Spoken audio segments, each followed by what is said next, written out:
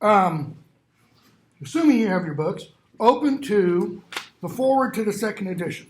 We're going to be so far behind today. I mean, we're already so far behind, but we're going to end up being...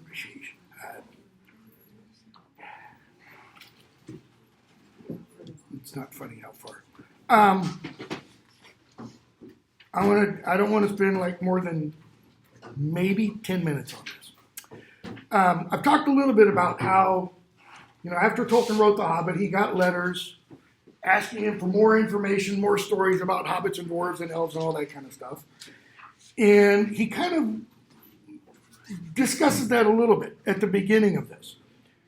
And he says, he didn't go on with the sequel to The Hobbit, that is The Lord of the Rings, directly because he was interested in all the older stuff, the tales that become published in 1977 as the Silmarillion, okay? And he tells us the reason he was so interested in that was primarily linguistics. I mean, his love of languages. Yes? Sorry, can you repeat where we're supposed to be at in the book? The first page to the forward to the second edition. First page? Yeah. Okay, here we go. And he says, he wanted to work on that because he wanted to flesh out the mythologies and the languages and all that kind of stuff. So he sought the opinion of friends, about if they thought it was publishable. And they said no. This would be like C.S. Lewis and those. Lewis actually got, really good stuff, but, okay? So he went back to what becomes The Lord of the Rings. So he finishes The Hobbit, and he just jumps back into the tales of what become called the First Age of Middle-earth, right? This book doesn't deal with the First Age of Middle-earth other than in some background, especially in chapters 2 of book 1 and chapter 2 of book 2. Books 1 and 2 being the first two halves, the two halves of the Fellowship of the Ring. Each book is divided into two parts. Book 1, book 2. So, book 1 and book 2, Fellowship of the Ring. Books 3 and book 4, Two Towers. Books 5 and book 6, Return of the King. So, they say, give it up. So he goes back to what becomes Lord of the Rings. Okay? And he goes on and says, people who asked for more information had to wait a long time. How long? Well, from 1937 to 1954. So 17 years. And if they really wanted more information, like all the stuff about the fall of Gondolin and the beginning of the world, they had to wait until 4 years after Tolkien died in 1977. He died in 1973. They had to wait till 1977 when his son published the Silmarillion. Right? Published, massaged, as it were, the manuscripts, put stuff into some kind of coherent order, because Tolkien did not have them necessarily in a coherent order, okay? So he talks about, kind of the progress, where he was in the drafting of the story, and he gives us dates in real time. For example, at the bottom of that page, he says, where was it? I just saw the year 1944 somewhere. Plodded on, mostly by night, till I stood by Balin's tomb in Moria, halted for a while when I went on, and so came to Lothlorien and the great river late in 1941. In other words, he is in book 2 of the Fellowship of the Ring. He's nearly at the end of Fellowship of the Ring in 1941, okay? So he goes on, talks about, what he does the next year, et cetera, et cetera. And then he finishes talking about that kind of brief background history. It says, this is Roman numeral 23, big long paragraph right after the middle of the page. Lord of the Rings has been read by many people since it finally appeared in print. And I should like to say something here with reference to the many opinions or guesses that I have received, blah, blah, blah. And he tells us why he wrote the story. Notice, he doesn't tell us what the story means. Okay? The prime motive, that is what moved me to write this was the desire of a tale teller to try his hand, and then we could put numbers kind of before these clauses if you want, to try his hand at a really long story. Item 1. Did he succeed? Yes, he wrote a really long story. Okay? We're not used to really long stories anymore. In the mid-20th century, and you go back to the 19th century, we were. We, meaning readers. 19th century novels are notoriously long. Vast majority of them are not read today because they're boring and they're specific to that time period. Russian novels, just pick up almost anything by Dostoevsky or Tolstoy. You're looking at the entire novel being this length. All of this is appendix and indices and background stuff, okay? So, yes, he succeeds at that. 2, that would hold the attention of readers. That depends. That depends on the reader, okay? A lot of readers would say, yep. A lot of readers say, no. How many of you have seen the Lord of the Rings films? Put your hands way up so I can see. A little over half of you, it looks like. How many of you have read the novels before? Or the novel? Put them way up, okay? 3, all right? How do I put this? The odds are, okay, based upon my experience of teaching this course, the odds are that those of you who saw the films and really loved them are not going to have that same experience upon reading them. Because you're going to get to a point and you're going to say, get to the point, Tolkien. Quit with the descriptions. Because he's the master of descriptive language. All right? So, whether or not it holds your attention has an awful lot to do with each individual reader. Okay? Amuse them, again, depends upon the reader. Delight them, depends upon the reader. And at times, maybe excite them or deeply move them. So there's a whole bunch of little, rubrics, let's say, that Tolkien says, I had in my mind that I wanted to achieve. He obviously thinks he did, or he probably wouldn't have published it, right? As a guide, that is, what did I use to determine whether or not this story was going to be successful? What I liked. That's it. And I can't think of an author who writes something, an author who says, I wrote this, but I take that back. I'm going to refer to him. I wrote this, but I really hated it. Okay? C.S. Lewis, when he wrote the Screw Tape Letters, he has a little preface to it. Screw Tape Letters is a series of letters written by a senior demon to a junior demon, by an uncle to his nephew. Demon, fallen spirit in hell, right? And Screw Tape is the uncle, senior demon, who's advising his nephew, the junior demon, as to how he can get his subject to fall, to enter into hell. Why? So that they may consume him for eternity. Okay? Lewis said it was the easiest thing he ever wrote, but it was the thing he liked the least. It was easiest because all he had to do was shut off all those inhibitions, all those things inside that say, don't do this, and just run wild, okay? So he's the only example of an author that I can think of. So Tolkien goes on and talks about the kinds of people who read his books. And he specifically mentions critics, people who really don't like it. And he says, that's fine. If you don't like my book, that's fine. You don't have to read it. Well, you do, but because you're in this class. But the critics don't.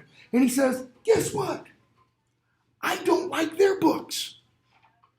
Because most of the critics who are reading Tolkien's, let me rephrase that, critiquing The Lord of the Rings, are writers of modern literature. This is not.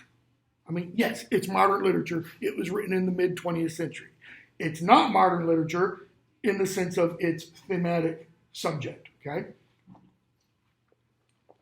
And he has a very interesting statement in that passage. He says, right in the middle of that paragraph, some who have read the book, or at any rate have reviewed it. Now, what does he mean by that? Some who have read the book, or at any rate have reviewed it. What is he suggesting about some of his reviewers? Those who truly read the book to enjoy it versus those who just went through it to write a review. Possibly. He's suggesting that maybe some of the reviewers didn't even read his book. Some reviewers didn't read. It happens all the time. Somebody's asked to review a book, and they don't actually read it. They read the introduction, they read the conclusion, and they skim some passages in the middle. Tolkien, that's what he's getting at. If they'd read the entire book, maybe their attitude would be a little bit differently, okay? And so he says, it's not possible in a long tale to please everybody at all points, nor to displease everybody at all points. In other words, there might be some parts in here you really like and other parts you don't like. That's fine. Okay? So, Tolkien says, there are problems. Okay, this is the preface, the forward to the second edition. The second edition came out in 1965. The only reason an author comes out with a second edition, well, let me take that back. The only reason an author of a novel comes out with a second edition is to revise and correct some material. You'll see when we get to the Harry Potter stuff. I'm a very strong proponent that J.K. Rowling ought to issue a second edition of the Harry Potter novels. Why? They're riddled with errors. And I will point those errors out. So if you worship at the altar of J.K. Rowling, be careful to be ready to have your goddess knocked off that altar. A lot of it's not necessarily her fault. It's bad copy editing. A copy editor should have caught some of these really major glaring faults. Tolkien says there are problems, but I'm not going to discuss them. If you want to try and find them, go ahead. Okay? Then he addresses the idea of an inner meaning or message. That is, did he set out trying to promote a specific theme or idea? Tolkien says no. Does that mean there is not a theme or message? No. Why? Because authors, while they control the specific words that they write, they don't control what? What we see in those words. That is, authors sometimes communicate some things subconsciously. That is, things that their conscience or their conscious mind isn't aware of, right? And that's why he says it is neither allegorical nor topical. Some of the early critics said, 1950s, right? What happened at the very end of World War II? And then within 4 years from that, it happened again. August 6th, August 9th, the United States drops the atomic bomb on Japan. Within 4 years, the Soviet Union has a nuclear weapon. And we're off to the races, folks. We're off to the nuclear weapons race. When the book was first published, all three volumes, almost immediately, people began equating the ring with the atomic bomb. Oh man, if we had the ring, we could defeat and we're going to see a cohort within the novel say, we should use the ring. We can use it to great good even. And we'll talk about pragmatism and utilitarianism. Greatest good for the greatest number, okay? And do the ends, the goals, justify the means, the way you achieve those ends. And I'll probably bring up some things I probably shouldn't bring up, okay? And some of you will get really angry, right? So, He says it's not allegorical, nor is it topical. The War of the Ring is not the Second World War relived in Middle-earth, even though you have the forces of the West against the forces of the East. The Allies and the Axis powers. It's not what it is, okay? So he goes on, talks about the crucial chapter, Shadow of the Past, the one that we'll spend a lot of time on. And he says, it's one of the oldest parts of the tale, written long before 1939. Why 1939? September 1st, Germany marches into Poland. World War II begins. He says, that chapter was written long before then, okay? And he talks about other ways you can read the story. So if you don't read it allegorically, or, Gandalf is Jesus kind of a thing, or Harry Potter, Harry is Jesus kind of a thing. If you don't read it allegorically, and you don't read it topically, that is tied to the time in which it was written, Tolkien says there's other ways of reading it. He says, middle of the page on Roman numeral 24, I cordially dislike allegory. Cordially, that's kind of like in a friendly manner.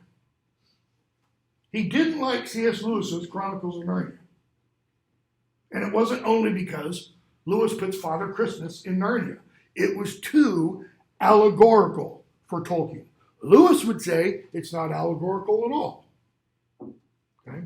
Aslan is symbolic of Christ. He isn't Christ. Okay? So, Tolkien says,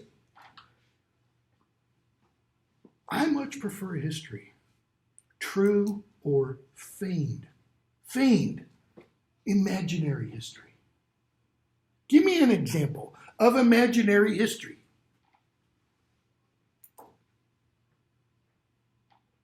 What kind of, a quote-unquote imaginary historical character. A colleague left in my office, on my office door today, an article from the Smithsonian from September. The Forever Legend. The story of Arthur and his Knights of the Round Table. Yes? Would Pocahontas be one? No, because she was real. Pocahontas really lived. John Smith really lived. Arthur?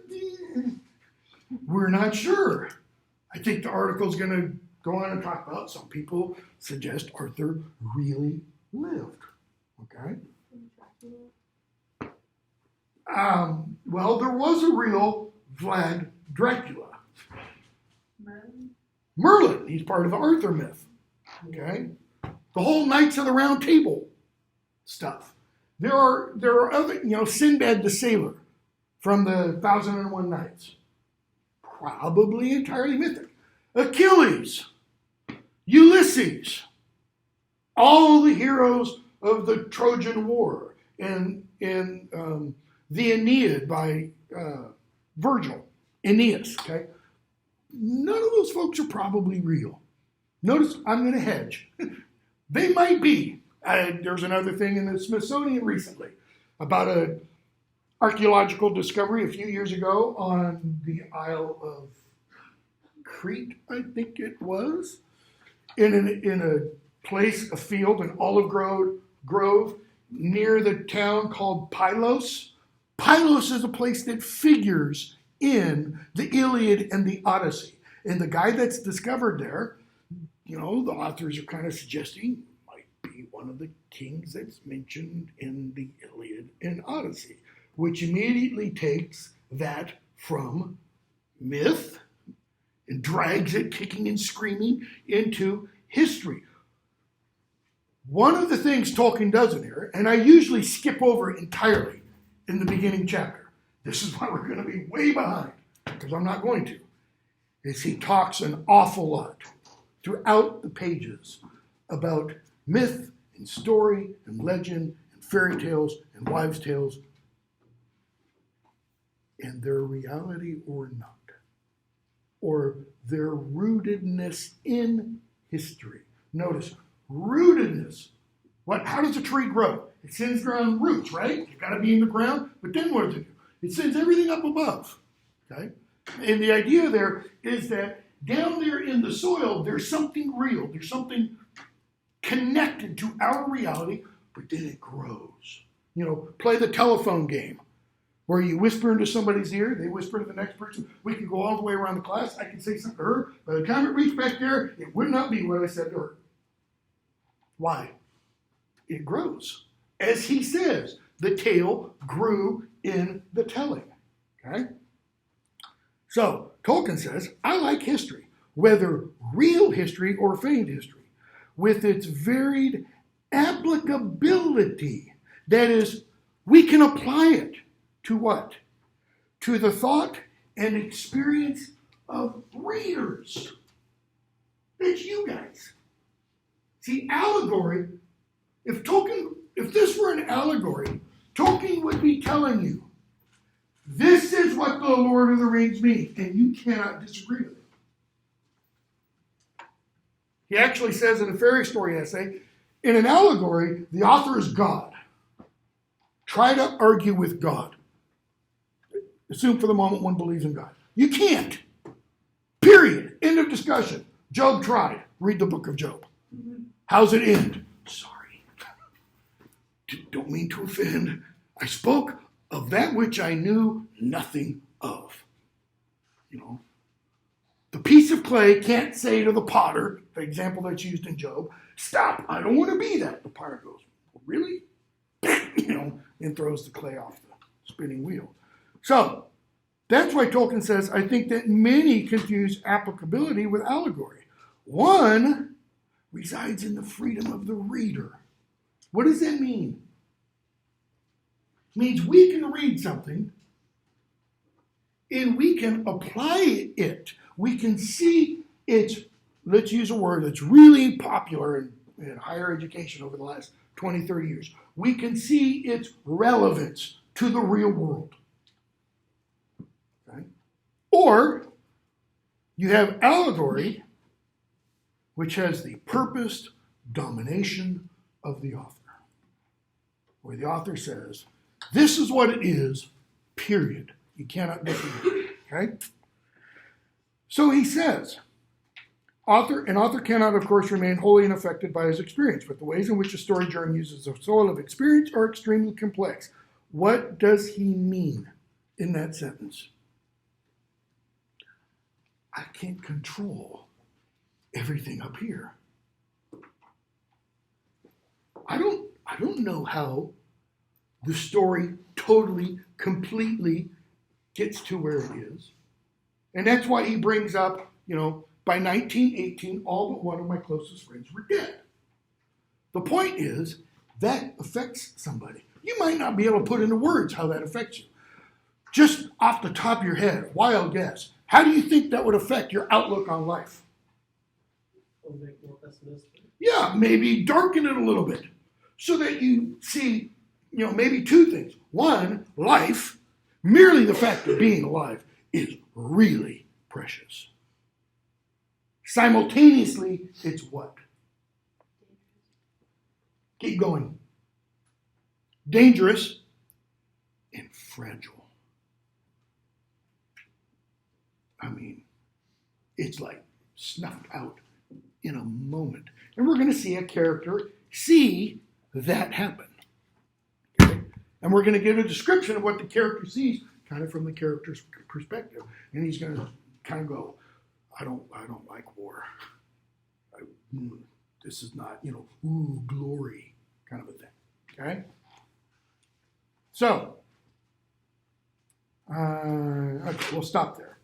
Don't worry about the prologue. You can read the prologue if you want. I'm not going to discuss it at all. So we're going to jump into Fellowship of the Ring 26 minutes later. So, a long-expected party. I mentioned the other day, this begins with a long-expected party because The Hobbit begins with an unexpected party. This party, by the time the novel opens, everybody is expecting this for quite a while. What's the party? It's Bilbo and Frodo's birthday party. Okay? September 22nd. Why? It's Tolkien's birthday. September 22nd. Okay? And how old is Bilbo going to be and how old is Frodo going to be?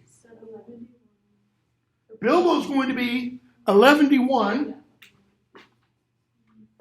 And Frodo's going to be 33.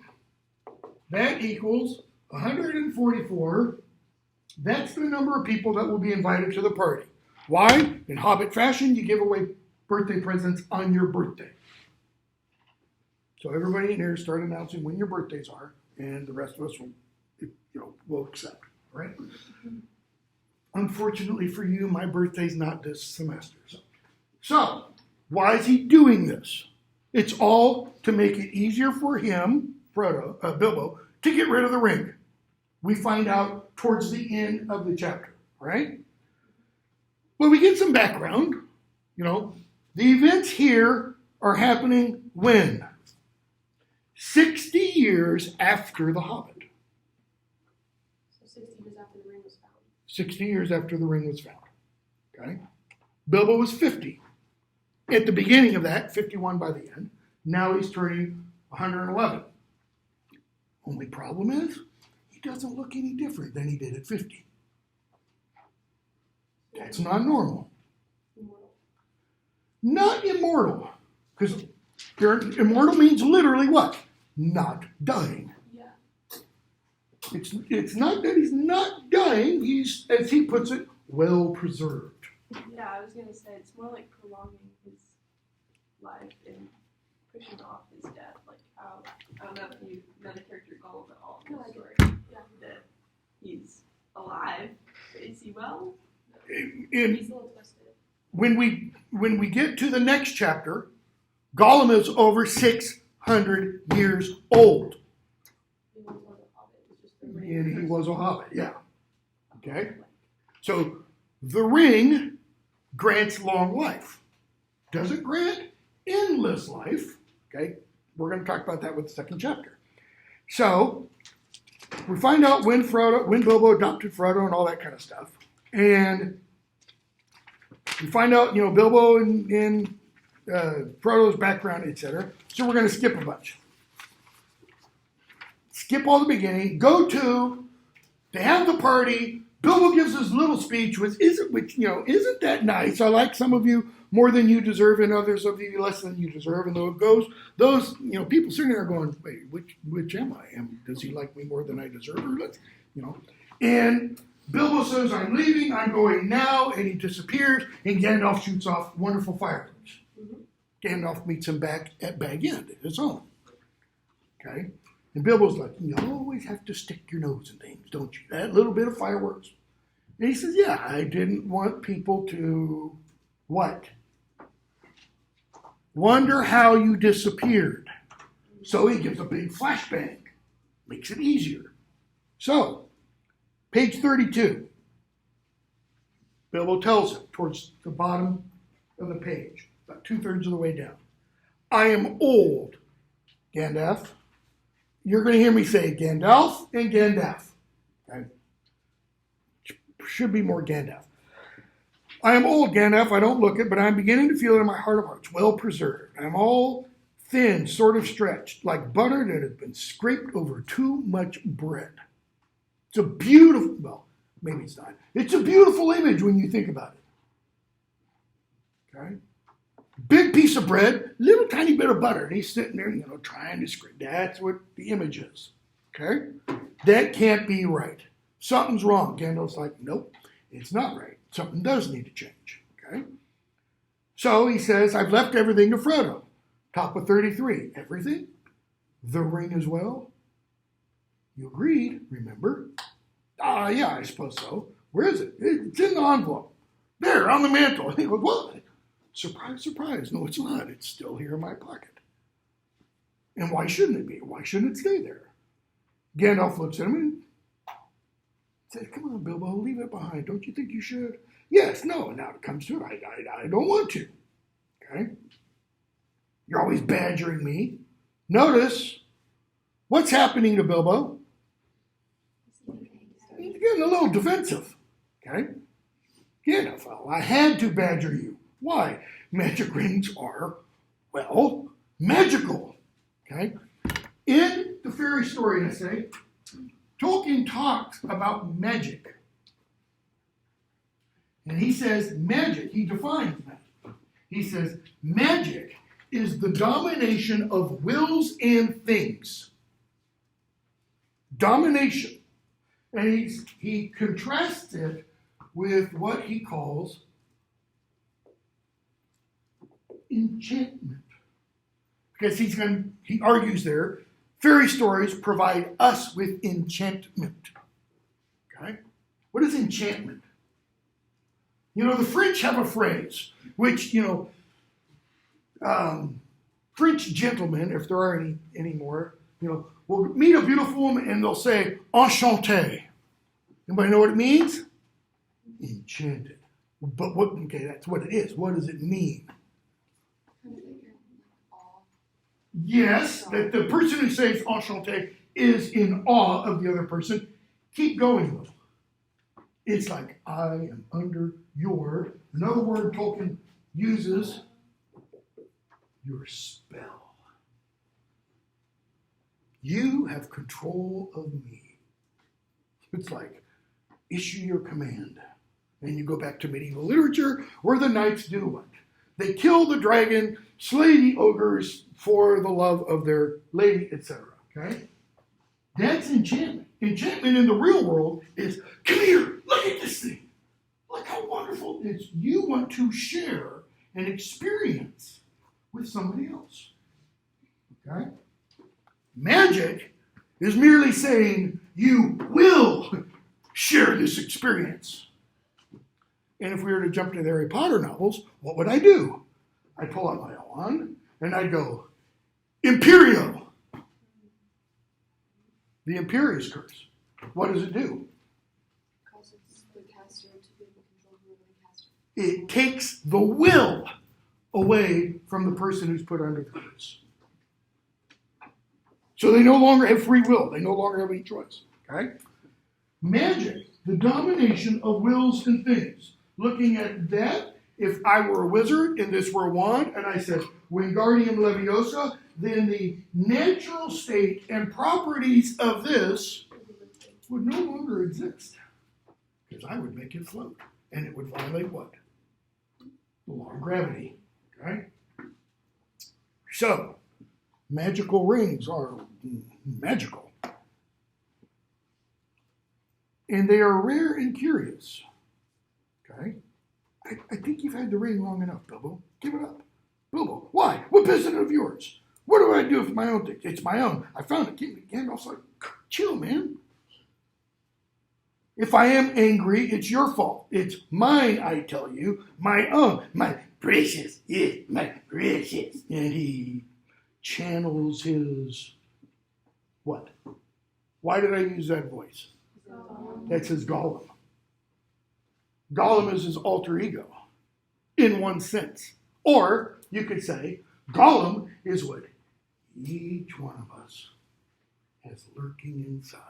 What do we have to do to let him out? Just let him out. And he'll take free reign. Okay? And Gandalf says, don't say that. He doesn't say it in that phrase. He uses the longer phrase. It has been called that before, but not by you. Colin and Bilbo says, okay. If you want the ring yourself, say so. What's he accusing Gandalf of? Trying to take away from himself. Trying to take it from him. Them's fighting words. Okay? And that's why Gandalf, we're told, his eyes flash.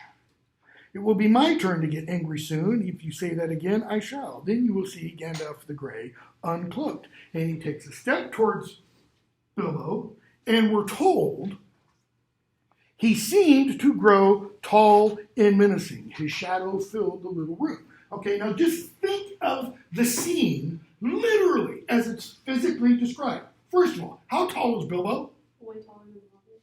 So like 7. Bilbo, not No, Gandalf. I'm sorry. Yeah. 3 foot, 4 foot. 3 foot. He's not 4 foot. Just slightly above the board. He might be 3 feet. If he's a big hobbit, he's 3 feet tall. Okay? How tall is Gandalf? Huge. He's not necessarily huge. 6 foot 7. No, he's not 7 foot. 6. He looks like an old man. 5. Okay? He's probably somewhere 5'10", maybe 6'2". I mean, he's not, rips open his cloak and Thor Chris Hemsworth as Thor as Gandalf kind of a thing. Okay? So, look at the physics of it. There's little Bilbo, shorter than this. Okay? And Gandalf takes a step closer to him. Think of point of view. The closer and closer someone bigger than you comes to you, what happens? Visually, they get bigger and bigger and bigger and bigger. So, just on the basics of sight, he grows taller. Okay? But it's more than that. Why? Because Gandalf's kind of like Dumbledore. You don't want to anger Dumbledore. Okay? And Bilbo backs away, says, I'm not a thief. I didn't call you one. So, he says, okay, I'll leave the ring. He gets stuff, and Gandalf's like, you still got the ring in your pocket. Sorry. He goes, you better take it and deliver it for me. Okay, now, notice the language there. You had better take it. What does that imply? He doesn't say, I should hand it to you, like voluntarily. Almost like you can. We're going to see in a moment, Gandalf's going to ask Frodo, give me the ring. And Frodo does. Okay? What's the difference between here and there? It's a request. Frodo can say yes or no. Here, Bilbo's kind of saying, take it. Why? Because I can't give it to you. In which case, it becomes an act of force. You take the ring by an act of force, whether it's a metaphorical or a literal physical act of force, not good things are going to happen. Okay? So, Gandalf says, no, don't give the ring to me. Just put it on a mantle, it'll be safe. Okay? So, Frodo shows up the next morning, or later on. Gandalf, Frodo talk a little bit about the ring. Gandalf says, don't use it. And then Gandalf disappears. And we're told at the beginning of the next chapter, people start to notice as time goes by, Frodo starts looking well preserved. Okay? Page 43. So it went on until his 40s were running out.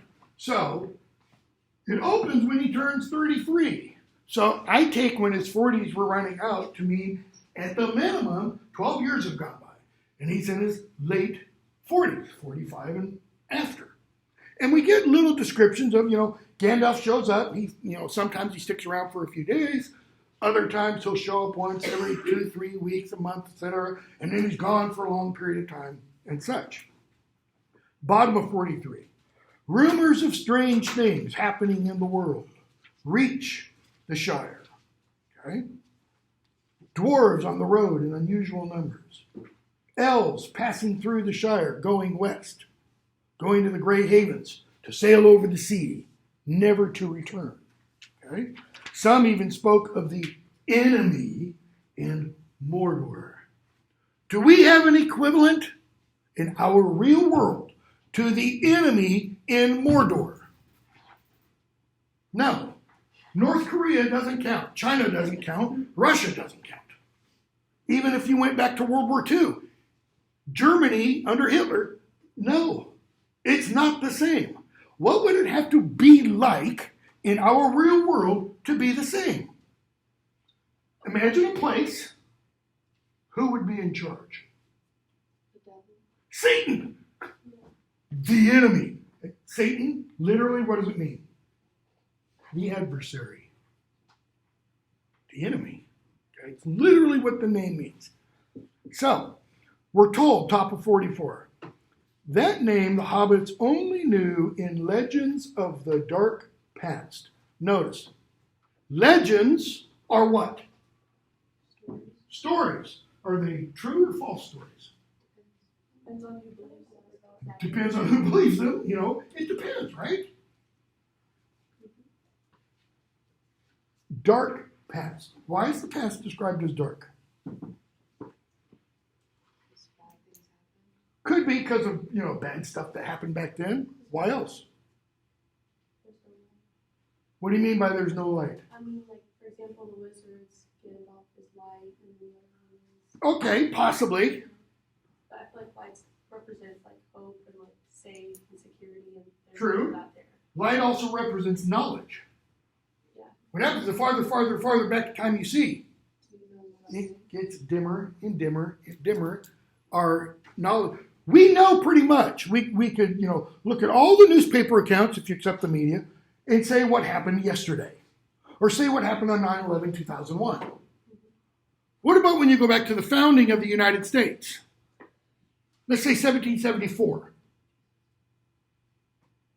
We got a pretty good idea, but it's a little darker, a little dimmer.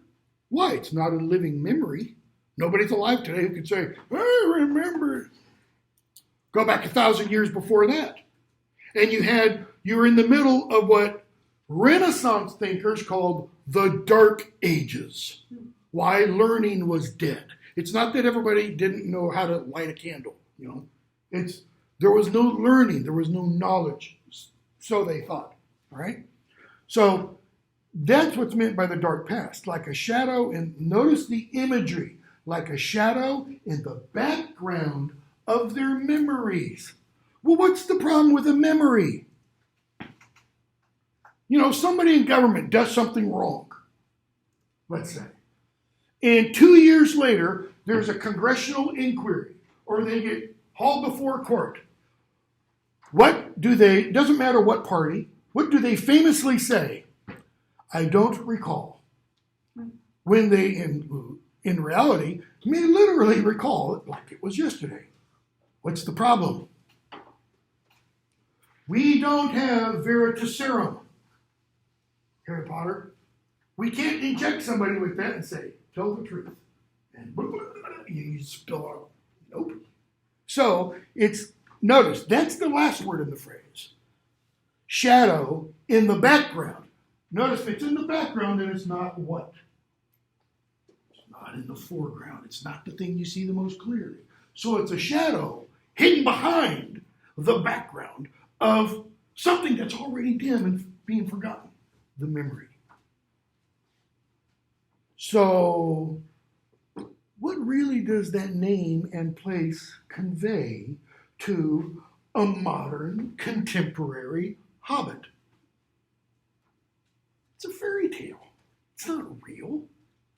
Everybody knows there aren't ogres. There aren't monsters. It seemed that the evil power Mirkwood had been driven out by the White Council. Yeah, that happened in The Hobbit. Dark Tower had been rebuilt. Orcs were multiplying. Trolls were abroad. Okay. So one day, Sam's at the local pub, talking to Ted Sandyman, the miller's son, with whom he disagrees on just about everything.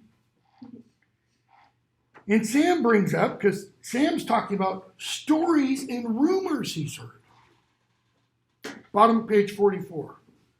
Sam says, all right, what about these tree men, these giants, as you might call them? Who are those? We're going to be introduced to them later. The Ents, okay, comes from Old English, Eoton. Okay. They do say that one bigger than a tree was seen up away beyond the North Moors. Ted Sandyman, who's they? Who saw it? Well, my cousin did. Okay. Bigger than an elm tree. Walking 7 yards to an inch. Ted Sandyman, then it wasn't an inch. In other words, he didn't really see what you're saying he's seeing. But this one was walking, I tell you, and there aren't any elm trees. Well, then he didn't see one, did he? Ted Sandyman says. Notice, Ted Sandyman's kind of applying some logic. And Sam's saying, but my cousin saw it. Try to apply logic to someone who sees something that cannot be explained. Like any one of those military aviators who have seen things off the coast of California and off the coast of Virginia. They'll go, you can tell me every which thing you want to say, but when I see something going a couple hundred miles an hour and it pulls a 180, going this way, and suddenly, without slowing down, does whoop, which defies all the known laws of physics. They'll just say, I know what I saw, and it defies the laws of physics, okay? So Sam says, but you can't deny that others are crossing the Shire, elves, etc., etc. Okay? So they start to talk about Bilbo and such. What is Sam's point? He's heard these stories. Okay? So we get introduced to Ents in the second chapter. We're not going to see one until much later. So, Gandalf shows up finally, after many years. And he and Frodo start to talk about the ring. It's late at night, it's dark, and Gandalf says, we should stop talking. Why? Because it's dark. And there are certain things, certain words, certain topics, certain ideas that he's suggesting should only be discussed in the full light of day. Why? Because it's like the day light is protective. Okay? So, page 47, we get the beginning of the major exposition. The necessary background information we must have in order to understand everything that follows. And so it goes on and talks about the rings, the elven rings that were made, magic rings. Okay? And then he says, but the great rings, the rings of power, they were perilous. A mortal Frodo who keeps one of the great rings, notice, he doesn't say who keeps the great ring, one of the great rings. So when he talks about the elven smiths making rings, there's apparently lots of rings. But there are rings of power. Those are different.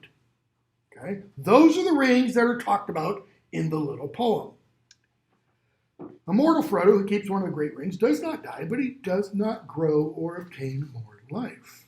He merely continues until at last every minute is a weariness.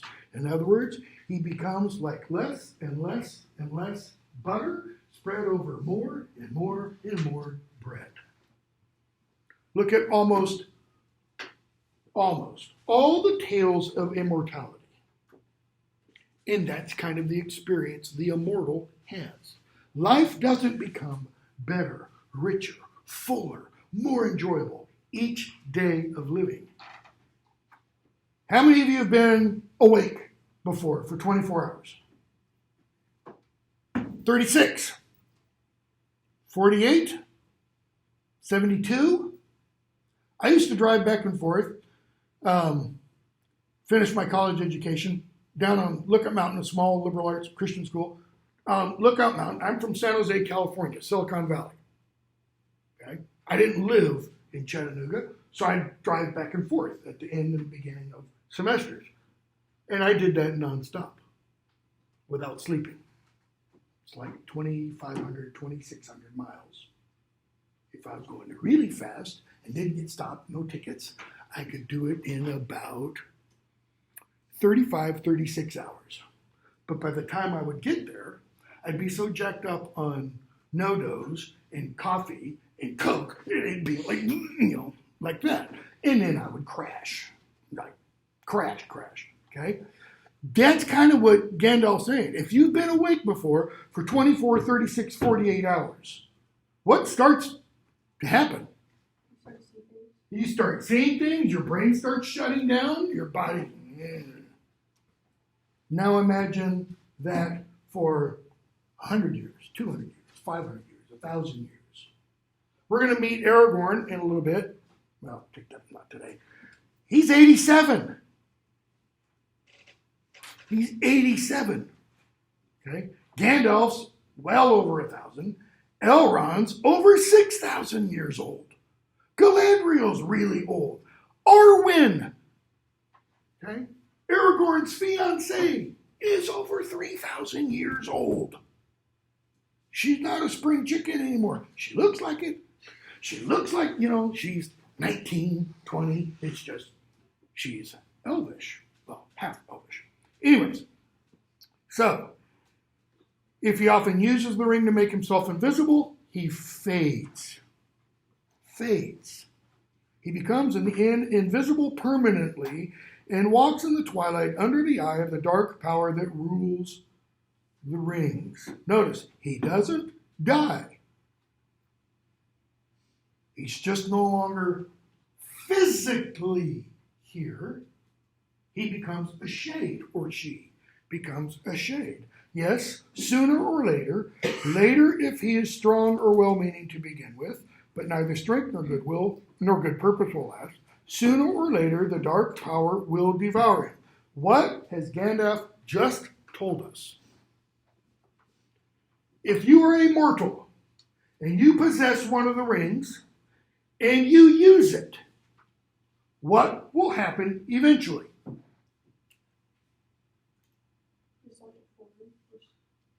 You will fade. You will become totally under the power of Sauron. Period. End of discussion. It doesn't, as he says, it doesn't matter how strong or well-meaning you were when you took possession of the ring.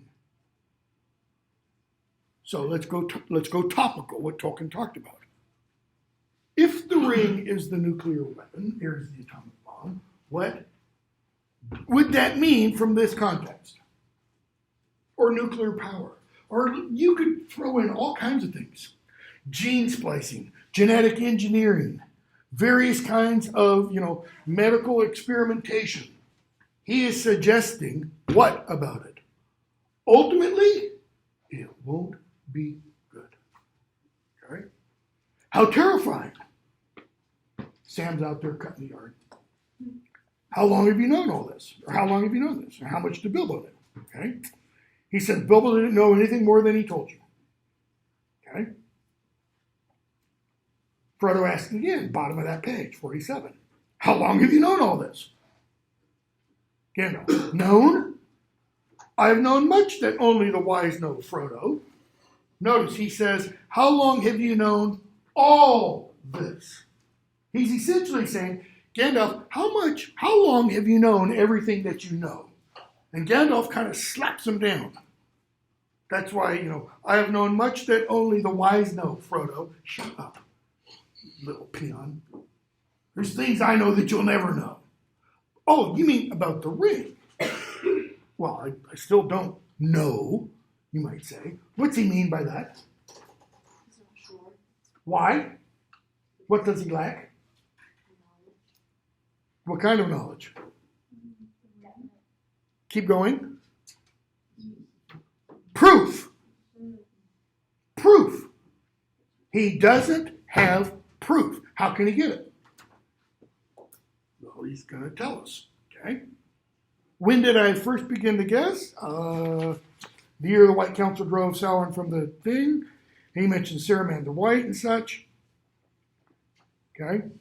Frodo asked, is Bilbo in danger? Is the ring's power still going to control? He said, Bilbo's fine now.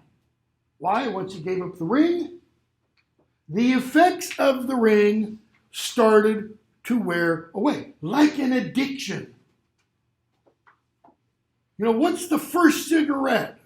Which cigarette is the hardest to stop?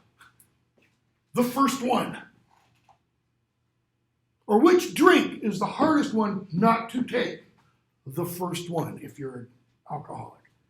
Okay? So they go on and keep talking.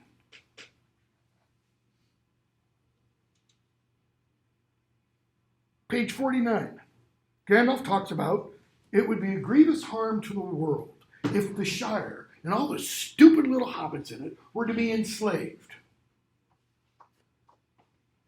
Frodo, why should we be? And why would he want such slaves? Gandalf, well, up until this point, I don't think he cared about hobbits. But Hobbits as miserable slaves would please him far more than hobbits happy and free. Why? What does that tell us about Sauron? He delights in others' despair. Louder? He delights in others' despair. He delights in others' despair. He's a mean, rotten, nasty, no good SOB, wizard, as it were. Just what kind of person takes pleasure in another person's pain? Literally. Evil.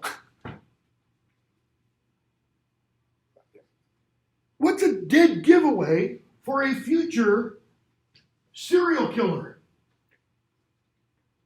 Jail or death. Louder? Jail or death. No. I mean, what's a dead giveaway, let's say, before the person starts killing people? Oh, that they're best. Keep going. What do? They kill animals. They steal neighborhood cats and skin them and cut things off and all that kind of stuff. That's how they start. Why? It's this. It's a control issue. They're asserting control. Okay? And it's only a hop, skip, and a jump from killing the dog to little Johnny, the 5-year-old kid next door, who just disappears. Okay? And then he mentions revenge. Revenge for what? Then what have I done to Sauron? I mean, I'm a little midget hobbit. What can I do against Satan? Why did we want revenge against me?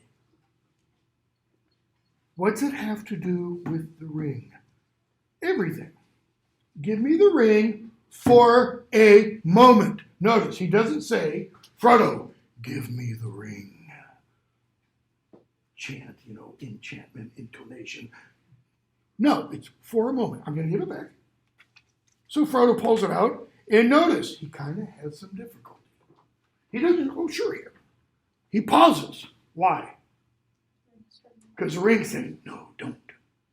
And he hands it to Gandalf. Gandalf takes it, throws it in Frodo's fire. And Frodo's like, calm down. Gandalf reaches in with the tongs. That is, he reaches into the glowing embers, pulls the glowing ring out, and he tells Frodo to put his hand out. I don't know if you've ever burned yourself. I've got a scar from 3rd degree burn. Leg was on fire when I was 6 years old. Okay? He drops a glowing let me rephrase that. A glowing ring of metal into his hand, but it doesn't burn him. Why not? Because Gandalf tells us, your little fire, it can't do anything to this ring. So, he holds it up and he looks and he sees that Elvish script written there. Frodo, I can't read it. Gandalf, I can. 1 ring to rule them all, 1 ring to find them, 1 ring to bring them all, and then the darkness bind them. It's only 2 lines of a verse long known in Elven lore. And then we get the rest of the verse, the poem. These are the rings of power. Okay? 3 for the elves, 7 for the dwarves, 9 for the men, and 1 ring to rule them all, 1 ring to find them, 1 ring to bring them all, and in the darkness bind them. That is, the 1 ring will control all of these rings. He pauses. This is the master ring. This is the 1 ring, Frodo, that he lost. And he can't get it back. Frodo, how on earth did it come to me? Gandalf, that's a long story. Let's sit down and pull out the booze, He says, last night I told you about Sauron, blah, blah, blah, blah, blah. Always, he says, after a defeat and a respite, the shadow takes another shape and grows again. The shadow that he refers to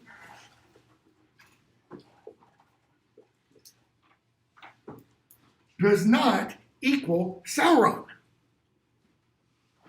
What is the shadow? Evil. Just like the essence of evil. What does Gandalf mean by that statement? Always, after a defeat, if you defeat evil, does that mean you totally defeat evil? No, he says. There will be a respite. There will be a time of unevil. World War I, 1919. World War II, 1939. 20-year period.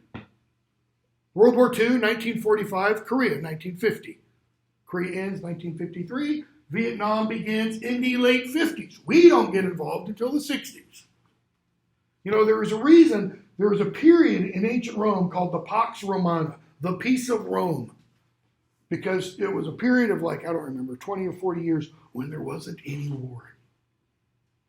There's been studies, you know, go back and look at the history of humanity. It's like there's only, I don't remember what the exact number is. It's something like less than a 100-year, single 100-year time frame when we haven't been at war with each other. It says something about human nature, okay? And he says, and a respite that what? The shadow takes another shape. No, we weren't fighting Kaiser Wilhelm in World War II, but the spirit that embodied Kaiser Wilhelm was alive and well. And then after that, Joe Stalin, you know, and after that, I wish it need not have happened in my time. What is Frodo expressing there? Or, let me put it this way. What is Tolkien expressing through Frodo's mouth? That's what all of us think. Right? Think about it. Do any of us want big evil to arise that we have to fight? No. We want that to happen when? Long after we're dead.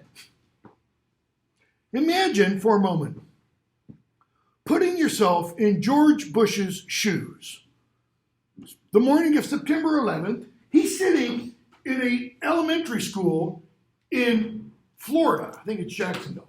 And he's reading, you know, My Pet Goat. Oh, shut up. Stupid Siri. He's reading My Pet Goat to a group of kindergartners. And Andy Card, his White House chief of staff, comes up to him with this look on his face, and Mr. President, we're under attack. And Bush doesn't go, ah, you know. He finishes reading the story, and then they calmly leave and get on Air Force One, and they stay on Air Force One for like the next, 8, 10, 12 hours before they finally land off at Air Force Base, okay? I imagine George Bush thought immediately, why did this happen under Clinton? I've only been president for 9 months, not even 9 months. All the planning began under Clinton. Why me? I was going to be the domestic president. You know, education reform and making everybody healthy, wealthy, and maybe not so wise, you know, all that kind of stuff. Gandalf. So do I. Yeah, Frodo, I wish it didn't happen either. And so do all who live to see such times. But that is not for them to decide. In other words, wishing that to be true doesn't make it so. What's Tolkien really getting at? We can't ignore the reality we are in. All we have to decide is what to do with the time that is given us. That is, this is where we are. What do we have to decide? What are we going to do? Okay, who's the we? Now, literally, it's Gandalf and Frodo here. Who's the we really? Who's the ring belong to? Frodo. Gandalf can't say, Frodo, we must destroy it. He says it must be destroyed. Okay? So he talks about the enemy needs the one ring. He says he thought it was destroyed, it wasn't, etc. And then Gandalf tells Frodo the story of Gollum. Okay? Page 54. And Frodo's like, Gollum? You mean from The Hobbit? That book? Do you mean this is the very Gollum creature that Bilbo met? How loathsome. Gandalf, I think it is a sad story. Okay. Why is it loathsome? What does Gandalf tell us about Gollum? He was a hobbit. He was a hobbit. He tells us how he came by the ring. It was his birthday, and he and Diagal are fishing, and Diagal finds the ring, and Smeagol says, "It's my birthday. I want it." And Diagal says, "I already gave you a present." Notice back then, presents, gift giving was different. And Gollum, Smeagol, kills him and takes it. What does he use the ring for? To spy on people, to sneak into people's homes. But eventually he goes under the Misty Mountains and kills and eats orcs and, Gandalf, I think it is a sad story, and it might have happened to others, even to some hobbits I have not. I can't believe Gollum was connected with hobbits. Why not?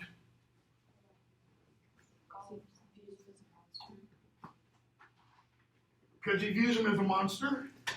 Keep going. Why do people want to say Hitler was possessed? Hitler was demonic. Hitler was insane. Because they don't want to think that anybody who's the same as you could do something like that. Because we don't want to think that I could be Hitler. I mean, just a little, my own weirdness. I think I could come up with tortures that would make the Gestapo blush. Since 9/11, I've thought of ways if someone really wanted to bring the United States to its knees, terrorist attacks that you could do. I mean, things that would, they would both bring us to our knees and collectively make us so angry. When Admiral Yamamoto, whatever his name was, in World War II said, "Now we have roused the sleeping giant after Pearl Harbor." Oh, this would be a sleeping giant on steroids. I mean, just throw this out there. All 50 states, pick a grade school. First day of class. All these little kindergartners and first and second graders are lining up to go in school, walk in with a couple grenades. Take out 50 or 60 kids simultaneously all around the country. What would happen?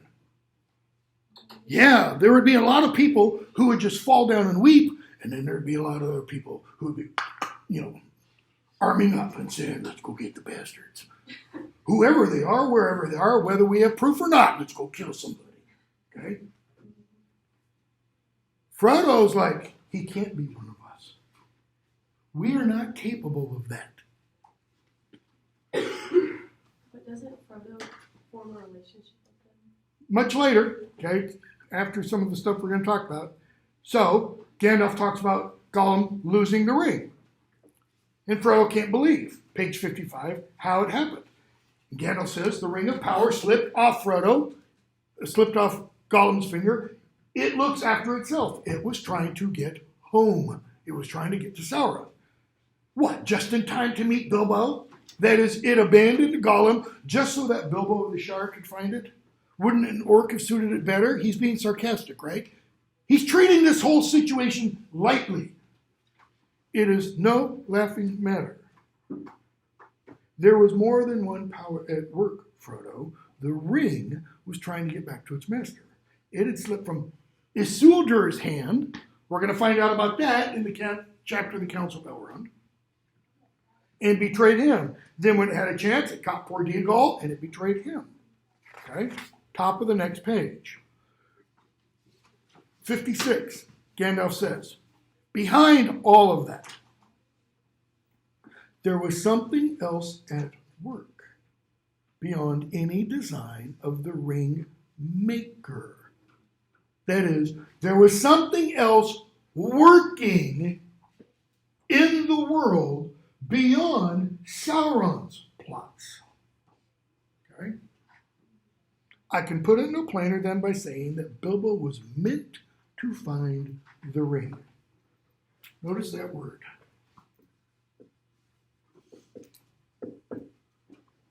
It's a verb. There's action involved. So if it's a verb and there's action involved, what does the verb need? What governs every verb? The subject. What comes before this? A meaner, We use we throw on the end of words, on the end of verbs, to indicate the agency. OR is male agency. RESS is female agency. That's why you have actor, and even though it's no longer used, actress. It's not sexist. It's indicating, okay, the gender of the agent doing the action. Gandalf says, something was at work. Never spells out. Doesn't say God. Or Silmarillion, Eru Iluvatar, the god of Arda and Middle Earth and within Tolkien's cosmology. He just says, something else was at work and not Sauron. In which case, you also were meant to have it. That is, if Bilbo was meant to have the ring, and guess what, Frodo? There is a chain of events. What is he saying about history? Everything happens for a reason. Does that mean all we have to do down here is sit there and try to look through history and go, oh, I get it. Now I understand why everything happens. Now I understand why I got that ticket yesterday or why my car broke down on the way to work. No, because how do we live? Moment by moment. What do we not see? Big picture, okay? Which we'll talk about a little bit later. And that should be an encouraging thought. Yeah, you just found out you've got Satan's prize bauble, the thing that would make Satan all-powerful. And that should make you feel good, Frodo. And he's like, what the hell are you talking about? It doesn't make me feel good. Are you guessing? How much do you really know? I knew much, I've learned much, he says, but the writing on the ring is the proof. Okay? When did you Frodo, smack. Just now. I just discovered the truth of it. Okay? So he talks about having, kind of tortured Gollum. He says, I put the fear of fire in him. We don't know if that means he, literally put him in the fire, but, back when I was editing that scholarly journal, I had a lawyer, some kind of national security guy from D.C. submitted an essay. And it was about, this whole scene, Gandalf talking about torturing or whatever, questioning Gollum, and whether it fit the ticking time bomb scenario in national security questions. If you have a suspect and you know there's a ticking time bomb, how far can you go to get the information you need to stop the ticking time bomb? I mean, that's a question national security lawyers, CIA, FBI, NSA, all those guys have got to figure out. Can you go like Jack Bauer in the old 24 series and start clipping off people's fingers until they give you the information you want? Because sometimes they won't. So, Gandalf says, we've got Gollum, he's locked up, etc. Okay? Page 59. And he says, oh, by the way, Gollum went down to Mordor, he got captured, and he spilled the beans to Sauron himself. He mentioned the name Baggins and Shire.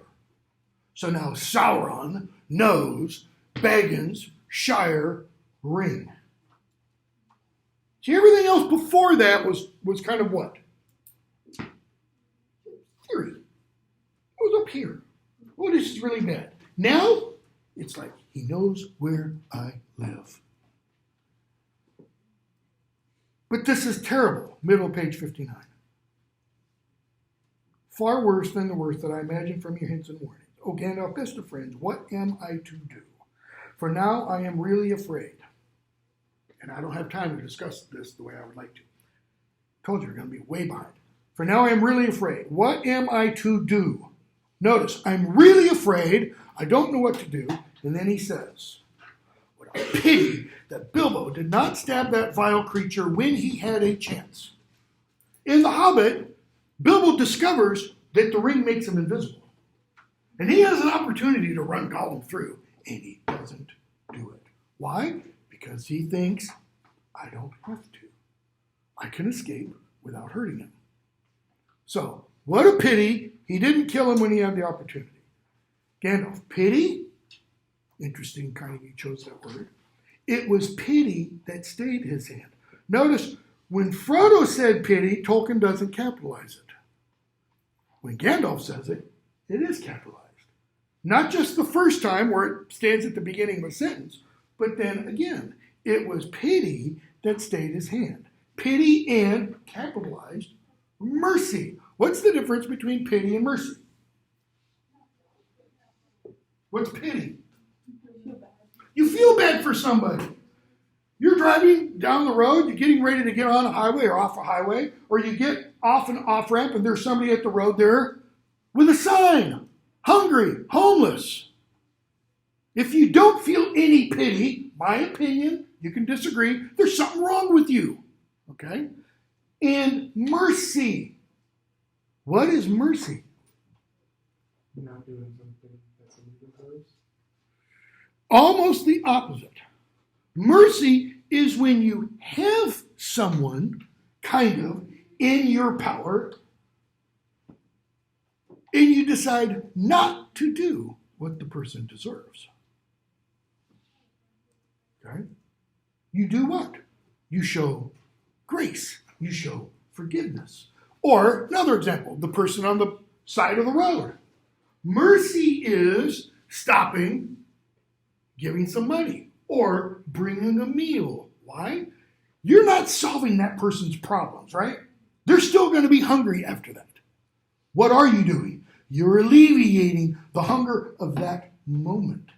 That's mercy. Why? They're kind of under your power at that point. You can help them or not help them. He says it was pity and mercy he let Gollum live.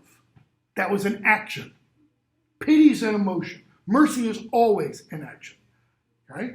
Not to strike without need. And he's been well rewarded. Frodo, be sure he took so little hurt from the evil. From what evil? The ring. Okay? And escaped in the end because he began his ownership of the ring so. He began ownership of the ring by using it kind of for good. Does that mean that one can always use it for good? No, he's made that clear from the beginning. With pity. Frodo, I'm sorry, but I am frightened, and I do not feel any pity for Gollum. Notice, Frodo just told us why he doesn't feel any pity. He's scared. He's feeling, my life's in danger.